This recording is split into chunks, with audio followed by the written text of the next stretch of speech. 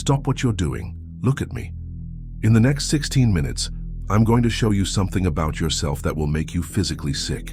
Something so disturbing, so fundamentally wrong with who you think you are, that 3 people who heard this have already contacted lawyers asking if they can sue me for psychological damage. I can't be sued because I'm only going to tell you the truth. For 8 months, I've been conducting an experiment that ethics boards would never approve. I asked 10,000 people across 6 continents one simple question. The question is 7 words long. It sounds innocent. A child could ask it.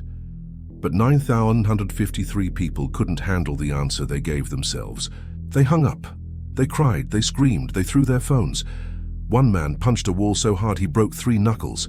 A woman in Germany called me back 6 hours later, sobbing, begging me to tell her how to forget what I just learned about myself. You can't forget. Once you see it, it's there forever. The 47 people who could handle it, they're different now. Not broken, liberated. They've seen the monster living inside them, and instead of running, they looked it in the eyes and said, "Hello, here's what's going to happen. I'm going to ask you the same question. Your brain will immediately produce an answer, not the one you want to give, but the one that crawls up from the basement of your soul, where you keep the things you're most ashamed of. That answer will tell you who you really are when nobody's watching, when consequences don't exist, when your reputation can't be damaged, and your relationships can't be destroyed. Are you ready to meet yourself? The question is, if you could hurt someone who hurt you, and they would never know it was you and you would never get caught and it would feel incredibly satisfying, would you do it? Don't answer yet. Feel what just happened in your body. Your heart rate spiked, your mouth went dry, something dark and hungry stirred in your chest and whispered, "Yes," before your conscious mind could stop it. That whisper, that's who you really are.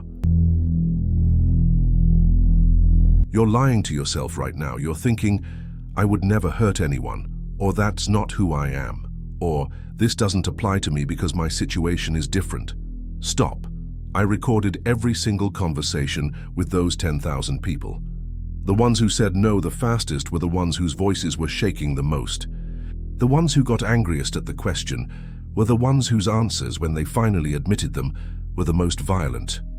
Your shadow doesn't care about your moral superiority. It doesn't care about your self-image.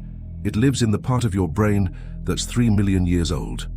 The part that kept your ancestors alive when being nice meant being dead. Dr. Jordan Peterson's research on aggression shows that the capacity for violence exists in every human being. Not the likelihood, the capacity. The hardware is installed. The only question is whether you acknowledge it or pretend it's not there. Here's what happened to the 9,953 who couldn't handle their answer. They discovered they're not who they thought they were.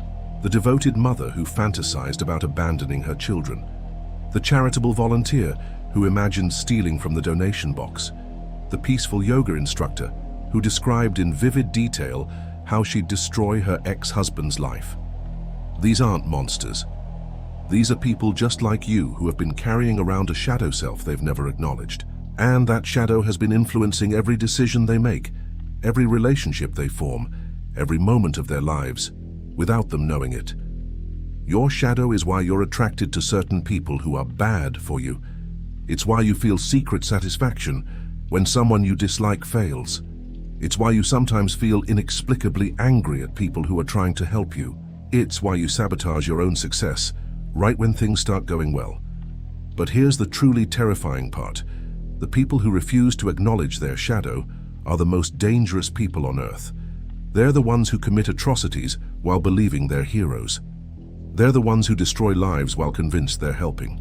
They're the ones who project their own darkness onto others and crusade against it to maintain their delusion of purity. If you're feeling that shift in perspective happening right now, click the subscribe button and subscribe to the channel. Thank you for your support. But I didn't stop with that first question. The 47 people who could handle it got a second question. This one broke 2 of them. Think of the person you love most in the world. If you could trade their life for everything you've ever wanted, success, money, power, the perfect body, the perfect relationship, and no one would ever know what you did and you would never feel guilty about it, would you make that trade? silence, then crying, then the truth. 16 of them said yes immediately. 12 said yes after thinking about it. 8 said they weren't sure. 9 said no, but their voices betrayed them. They were lying, even to themselves. Only 2 answered with complete honesty. I don't want to, but yes, I probably would. And that terrifies me. Those 2 people changed their entire lives after that conversation, because they realized they had been living as strangers to themselves. They thought they knew who they were, what they valued, what they would never do. They were wrong. Here's what nobody tells you about the human psyche. You are not one person. You are a committee. There's the person you present to the world, the person you think you are when you're alone, the person you are when you're angry, the person you are when you're desperate, the person you are when no one is watching and consequences don't exist. Most people spend their entire lives pretending the committee doesn't exist. They identify with only one member, usually the good one, and disown the rest, but you can't disown parts of yourself. You can only repress them, and what you repress controls you. Carl Jung called this shadow possession. When you refuse to acknowledge your dark impulses, they don't disappear, they go underground. They influence your behavior from the unconscious level. They make you do things you don't understand, feel things that don't make sense, choose things that sabotage your own happiness. The shadow always wins when it remains unconscious. I need to tell you something that will make you want to close this video. Every relationship you've ever had has been shaped by your shadow. Every person you've ever been attracted to reflects some aspect of your disowned self. Every person you've ever hated carries qualities you refuse to see in yourself. The partner who cheated on you, you were attracted to them because they represented the part of you that wants to break rules and hurt people. The friend who betrayed you, you chose them because they mirrored your own capacity for betrayal. The boss who bullied you, you stayed because some part of you enjoys being dominated. This isn't victim blaming, this is shadow recognition. You attract what you are, not what you want. And what you are includes parts of yourself you've never admitted exist. Here's the experiment that proved it. I showed people photos and asked them to rate attractiveness. Then I asked them my shadow questions. Without exception, people were most attracted to faces that resembled psychological profiles matching their disowned shadow traits. The people who claimed to value kindness above all else were most attracted to faces that psychological profiling identified as potentially cruel. The people who prided themselves on honesty were drawn to faces that suggested deception. The people who claimed to hate manipulation were magnetically pulled toward faces that screamed emotional manipulator. Your conscious mind lies to you about what you want. Your shadow tells the truth. This is why your relationships keep following the same patterns, why you keep attracting the same type of person in different bodies, why you keep getting hurt in the same ways by different people. You're not attracting these experiences despite your goodness. You're attracting them because of your shadow. And until you acknowledge your shadow, integrate it, make peace with it, you will keep living the same story over and over with different characters. Now comes the moment that separates the 47 from the 9,953.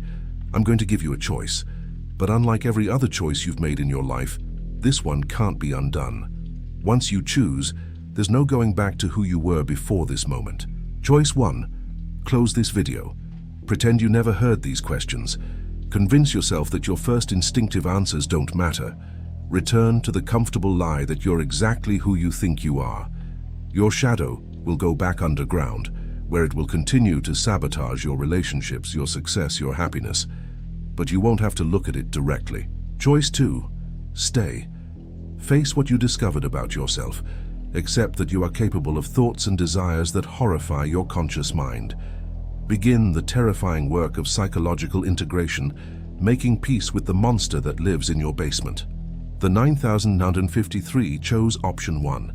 They couldn't handle the truth about themselves. They preferred the comfort of self-deception to the freedom of self-knowledge. But comfort is not the same as peace. Self-deception is not the same as self-love.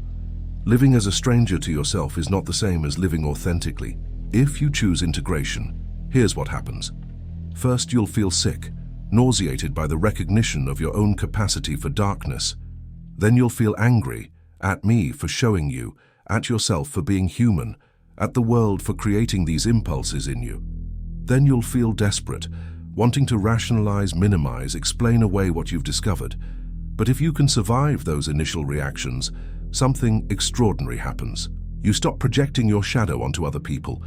You stop being triggered by qualities in others that you possess yourself. You stop sabotaging your own happiness through unconscious self-hatred. You stop attracting relationships that mirror your unintegrated darkness. You become psychologically whole. Not perfect, whole. There's a difference. Perfect people don't exist. Whole people are unstoppable. I have one more question.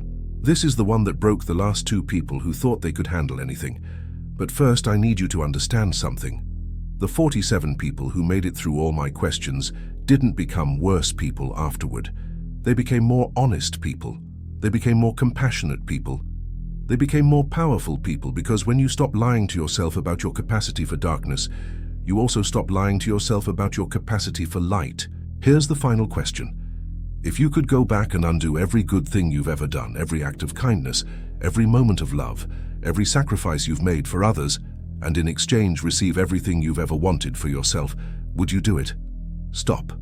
Breathe. Feel what's happening in your body right now.